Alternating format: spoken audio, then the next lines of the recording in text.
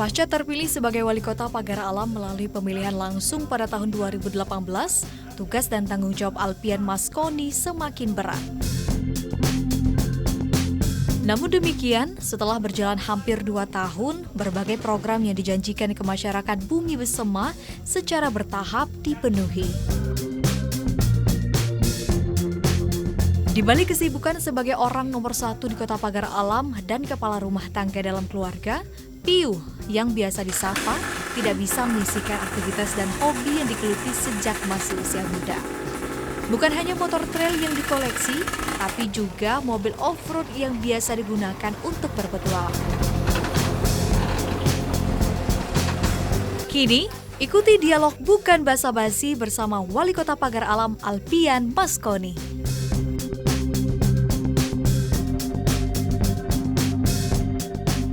Kota Pagar Alam Bumi Besema ini memiliki pesona alam yang indah, dan tidak hanya alam yang indah tapi juga kita akan dimanjakan dengan kesejukan udara yang ada di sini. Dan saya penasaran untuk mengetahui seperti apa kegiatan dari kepala daerah yang ada di Bumi Besema ini. Saksikan bukan basa-basi.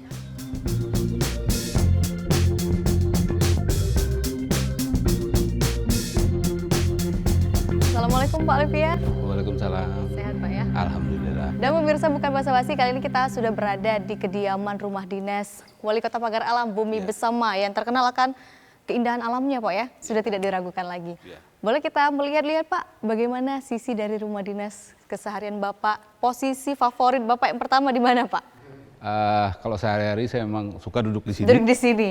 Dan selalu kalau pagi itu yang pertama itu ngopi. Ngopi dulu, karena orang Besema terkenal kopinya juga Pak ya? Kopi Pagar Alamnya itu yang dia habis ngopi-ngopi biasanya santai. Saya pasti jalan keluar muter-muter karena halamannya juga cukup luas, jadi cukup untuk saya jalan kaki di pagi hari, cukup dimuter-muter di seputaran rumah ini. Terkait dengan nuansa rumah dinas, ada foto di sebelah kiri saya. Terpampang foto Bapak sendiri itu menunjukkan bahwa ini memang khas dari rumah dinas yang Bapak duduki sekarang selaku Wali Kota Pagar Alam. Ini apakah ada cerita tersendiri Pak? Dengan foto mengenakan boots, ada maknanya nggak ini Pak? Ya jadi gini, ini mungkin sesuatu yang beda ya. Hari kerja pertama saya itu ke TPA. Ini di TPA sebenarnya. Jadi buat saya waktu itu yang paling penting itu karena salah satu program 100 hari itu Pagar Alam Bersih. Jadi saya ke TPA dulu, saya melihat tempat pembuangan akhir itu memungkinkan nggak untuk kita mengumpulkan sampah dan dibuang ke TPA itu. Sehingga saya sangat mengingat ini, sehingga itu pun menurut saya foto itu, menurut saya ya, hidup banget gitu loh. Jadi saya memulai sesuatu dengan sesuatu yang sangat bersemangat. Baik, Pak, ini saya mau penasaran terkait dengan Bapak tadi kan minum kopi, ciri khas duduk di sini. Apakah ada makanan yang khas? Ini misal seperti, oh ini tanda berarti Pak Alpian tuh belum berangkat untuk ke kantor, atau ada sarapan nasi goreng selalu di atas meja, atau seperti apa Pak? Menu saya sederhana sebenarnya. Pagi saya kopi, habis kopi saya disiapin sama istri saya jus alpukat. Jus alpukat itu setiap hari Pak? Setiap hari. Di luar tadi saya melihat dan juga terdengar kicauan burung. Apakah itu memang salah satu kesenangan Bapak untuk mendengarkan kicauan burung? Saya kepengen suasana hutan aja sebenarnya, karena saya sangat suka dengan hutan. Jadi kalau pagi burung di depan sini, saya di dalam, saya dengar suara burung itu, saya seperti di hutan, dan memang benar ini hutan sebenarnya. Dibuat suasana seperti hutan dan hidup dengan kicau-kicau burung itu membuat kita lebih bersemangat lagi untuk memulai hari. Itu aja. Tadi sudah sarapan, sudah ciri khas tempat duduk juga. Ini bagaimana, apakah sebelum memulai aktivitas kumpul dulu bersama dengan keluarga Pak? Oh ya, selalu. Rutinitas apa Pak? Selalu. Kalau saya kan di sini ada istri saya, terus ada ibu saya juga. Jadi kalau pagi-pagi sebelum kerja jam 8 saya pamit ibu saya bahwa saya kerja udah, dan saya karena kantor juga dekat, kalau makan siang saya juga pulang di rumah, saya makan siang di rumah. Jadi sangat mencintai masakan rumah. Iya. Betul. Tadi Bapak sempat berkata ada ibu di rumah. Iya. Penasaran, ini Bapak sebenarnya latar belakang keluarga, apakah memang dari seorang yang pendidikan tinggi, memang ada pejabat, jabatan, atau memang keluarga yang sederhana, bagaimana Pak? Ya tinggi sih. bapak saya SMP, ibu saya SD ya. Jadi cukup tinggi kan, sebelum itu yang paling tinggi kan, Betul. SD kan, SMP paling tinggi, baru kita bisa SMA kan, dan alhamdulillah bapak saya tamat SMP. Tamat SMP. Jadi memang pada itu jenjang tinggi, anaknya harus lebih tinggi lagi. Iya, syukur, jadi saya punya keluarga yang kandung itu sebenarnya saya ada 11. Ada 11? 11 kandung, 11 saudara, saya anak ke satu, kedua, ketiga, anak keempat. Anak keempat. Tapi satu kakak saya ada meninggal. Jadi semua kita yang meninggal itu 3. Yang ada sekarang 8. Nah dari 8 itu ya bersyukur ya. Karena tahun 92 bapak saya meninggal. Jadi masih jauh, kita saya masih kuliah. Dan alhamdulillah berkat ibu saya semua kita bisa menyelesaikan S1. Semua keluarga kita yang 8 orang itu. Dari sini memang ibu selalu bersama bapak? Enggak juga, kalau saya kan pulang kampung itu 2009. Sebelumnya saya dari 86 saya kan pergi meninggalkan Pagar Alam, 2009 baru pulang. Begitu saya pulang ya saya lebih banyak sama ibu lebih banyak tinggal sama saya. Bapak SD, SMP-nya di Pagar Alam, SMA sama kuliahnya di Palembang. Nah ini kan biasanya Pak kalau orang sudah merantau ke kota Palembang, ingin jenjang lebih tinggi, keluar kota, jadi suka lupa akan daerah. Ini justru Bapak kembali lagi ke daerah untuk membangun. Apa ini alasannya Pak? Pertama sebenarnya faktor keluarga juga ya, karena waktu itu saya 2008, saya waktu itu di Jakarta dan keluarga minta mau nggak pulang. Saya pikir gimana caranya pulang gitu loh, sementara saya punya usaha di Jakarta. Terus nggak, sekarang ada kalau mau jadi anggota DPR apa segala macam lah.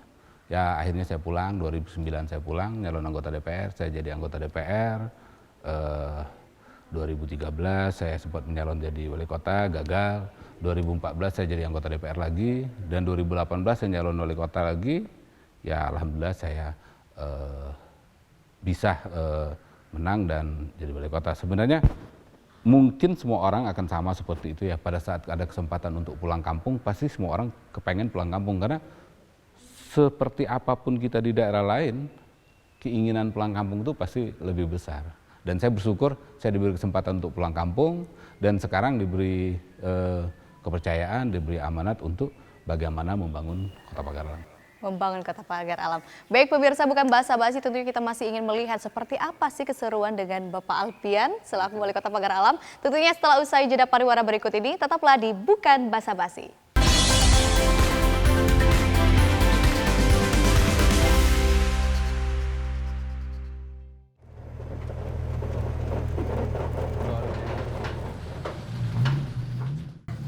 Baik pemirsa, bukan basa-basi, ini sudah terlihat belakang kita mobil off-road Pak ya. Yeah. Ini sudah kelihatan, sudah bisa nebak hobi dari Pak Alfian ini salah satunya off-roader Pak ya. Ya, jadi saya sudah lumayan lama ya ikut off-road ini. Dari belum ada kantor ini sebenarnya, 2004 saya ikut off-road di sini, sebelum ada kantor ini. Sudah diminati sejak kapan ini Pak? 2004 saya udah ikut off-road, dan saya ikut off-road itu ada 2 ya, ada ekspedisi sama kompetisi. Jadi saya ikut kompetisi juga, ikut ekspedisi. Sehingga Pagar Alam sampai saat ini itu kebagian jatah kejurnas hampir setiap tahun untuk balapan. Nah, setiap tahun juga saya ikut balapan, dan sampai saat ini saya masih jadi atlet off-road untuk di nasional. Sudah berapa mobil Pak yang sudah Bapak punya untuk hobi ini? Sudah lumayan ya, karena 2024 saya punya bangun Jeep Willys waktu itu, terus lanjut hardtop, lanjut lagi sampai yang terakhir saya bangun ini, sebenarnya ini karya sendiri sebenarnya. Karya sendiri, jadi ini udah susah nyebutnya. Kalau garden-garden kita pakai hardtop, Toyota, mesin kita pakai Cherokee, Jeep Cherokee, pipa, semua nggak ada. Sini mobil ini nggak ada sasis, jadi semua kalau di dunia off-road disebut tubular. Jadi semuanya dibikin. Memulai untuk membeli satu mobil itu tahun berapa Pak? Karena kan hobi ini cukup mahal Pak ya, tidak semua orang bisa. Saya mulai membangun mobil itu 2003, ikut kompetisi pertama itu 2004, sampai sekarang saya ikut masih.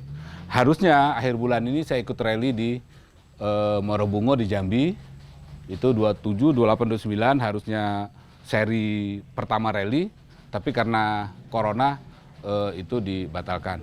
Nah, saya di Oprut ini sudah lumayan banyak inilah ya, banyak pengalaman lah. Jadi 2009, 2010 saya pernah satu tim dengan Pak Samsir, dengan Yuma itu Oprut Nasional.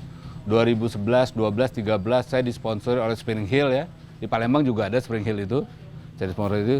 Terus dari 2013 sampai sekarang saya disponsori oleh tim Banteng Jakarta. Bagaimana Bapak mengatur waktunya nih? Menjadi seorang kepala daerah, kepala keluarga, menjadi ketua pula di organisasi. Bagaimana Pak untuk mengaturnya? Ya, karena biasanya kita di Sabtu Minggu ya. Sabtu Minggu kita gunakan untuk beraktivitas dengan teman-teman para pehobi ini ya. Jadi kita gunakan betul-betul Sabtu Minggu itu untuk kita bisa ketemu, untuk kita bisa ya silaturahmi untuk kongko. Dan saya bersyukur di Oprut ini saya menemukan banyak kesempatan untuk ketemu orang.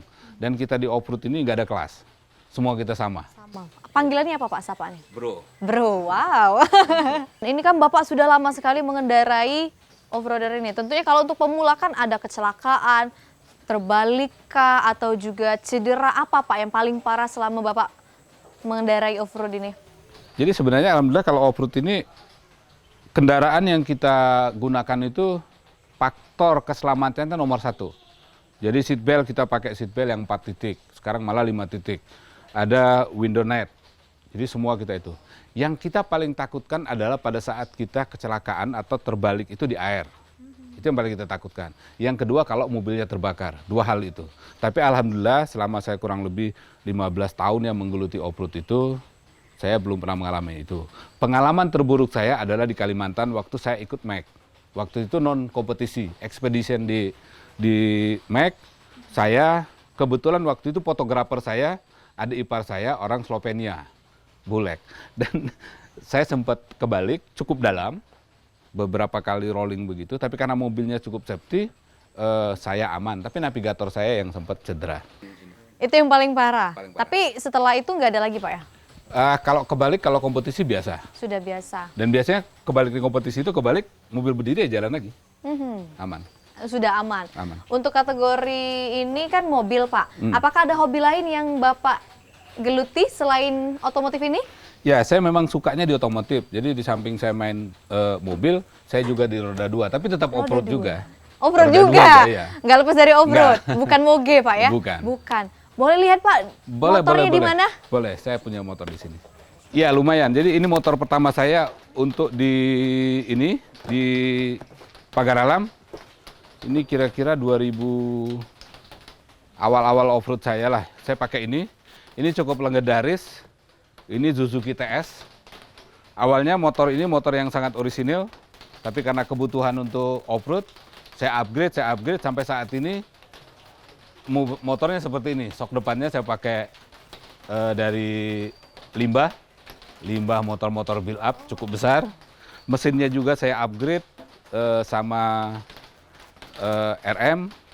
Jadi sekarang motor ini walaupun dia motor tua TS tahun 95 kalau nggak salah, ini masih cukup mumpuni untuk diajak main off-road. Pemirsa, bukan basa-basi, ini hobi yang tidak biasa. Adrenalin harus diuji, namun ada yang lain ingin kita ketahui dari Pak Alfian, Wali Kota Pagar Alam. Tapi saja pariwara berikut ini, tetaplah di Bukan Basa-basi.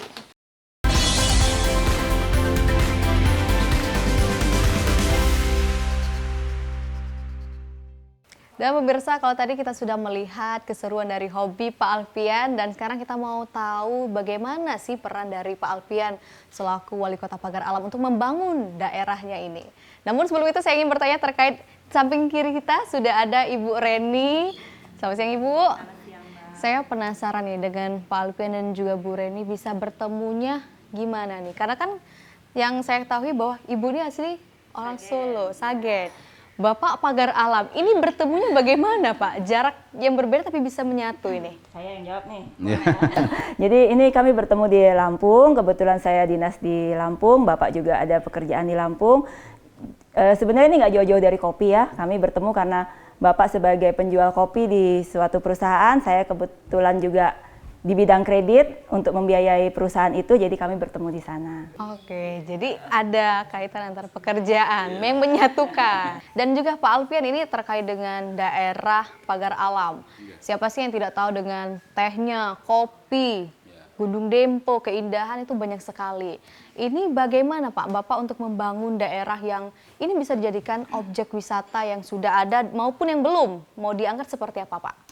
Ya, jadi gini, Pagar Alam itu memang diberi keindahan alam yang luar biasa ya. Jadi aset-aset wisata di Pagar Alam itu sangat luar biasa. Di samping kita punya keindahan alam, punya kebun teh, punya air terjun.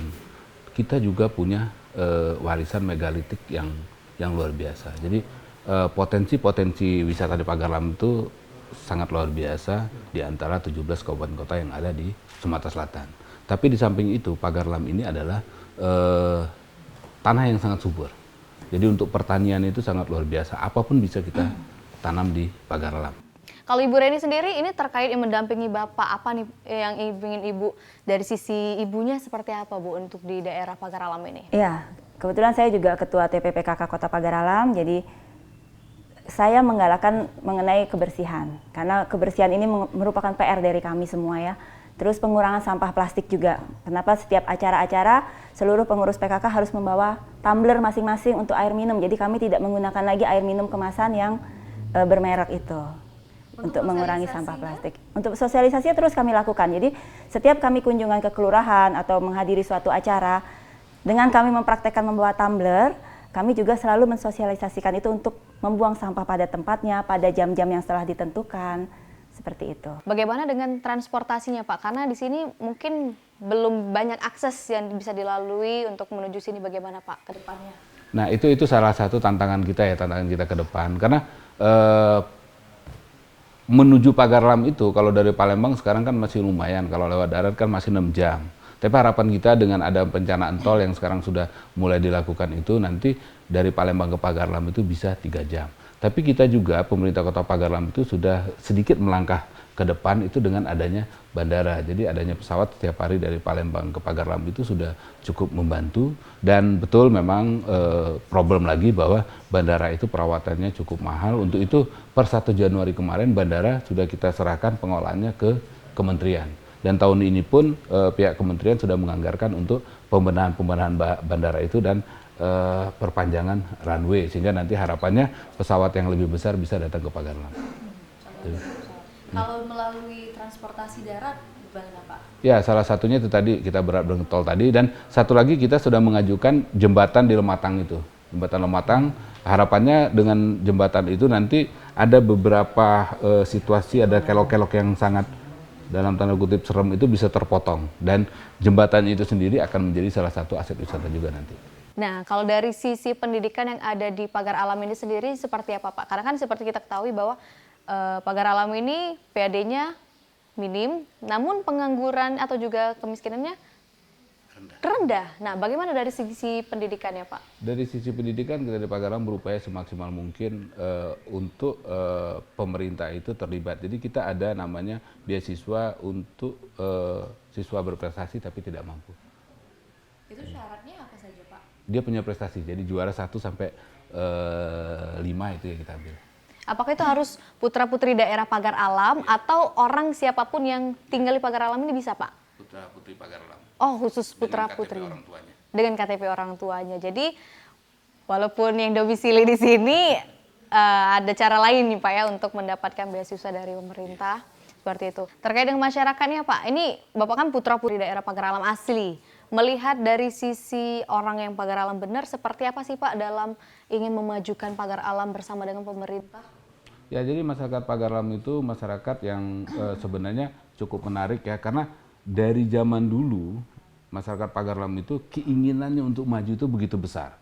Itu terlihat dari keinginan untuk orang menempuh pendidikan di luar. Kalau dari sisi agamanya bagaimana Pak? Apakah ini agamis, tengah-tengah atau seperti apa Pak? Sangat-sangat agamis Pagar Alam, sangat agamis di Pagar Alam. Di Pagar Alam itu satu kampung kadang ada yang 2 masjid.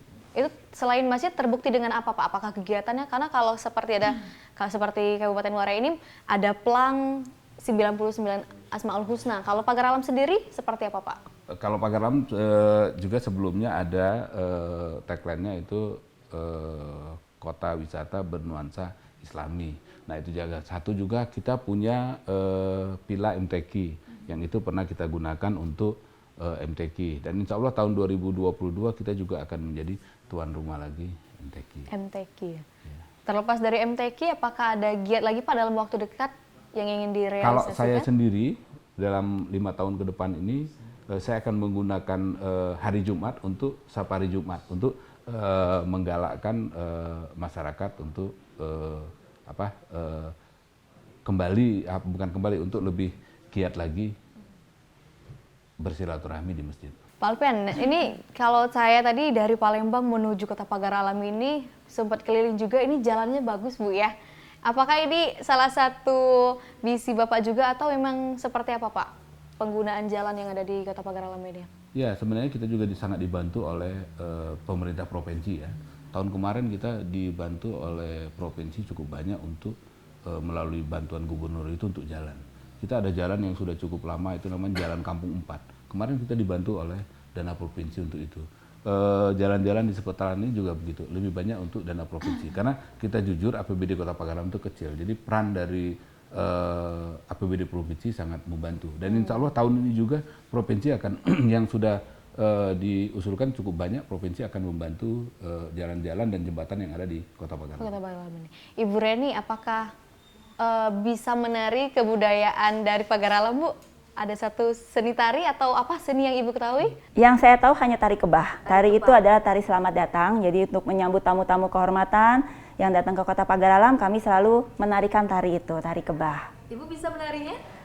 Tarian itu tidak sulit ya sebenarnya, gerakannya ya sederhana. Tapi itulah yang selalu kita tampilkan kalau menyambut tamu-tamu. Dan itu asli dari Kota Pagar Alam. Dari Kota Pagar Alam. Ya. Ibu pernah menarikannya? Ngikutin, tidak menari yang sendiri. Apakah ini Pak, apakah Bapak terpikir untuk membuat seperti salah satunya museum kebudayaan, pakaian tradisional, alat tradisional dari Pagar Alam?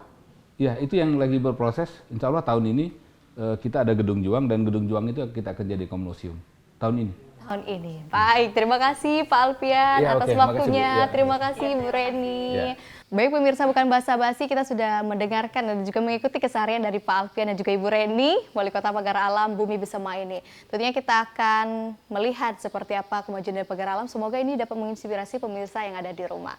Akhir kata, saya Audita Tamara Putri harus pamit undur diri. Sampai jumpa di Bukan Basa-Basi selanjutnya.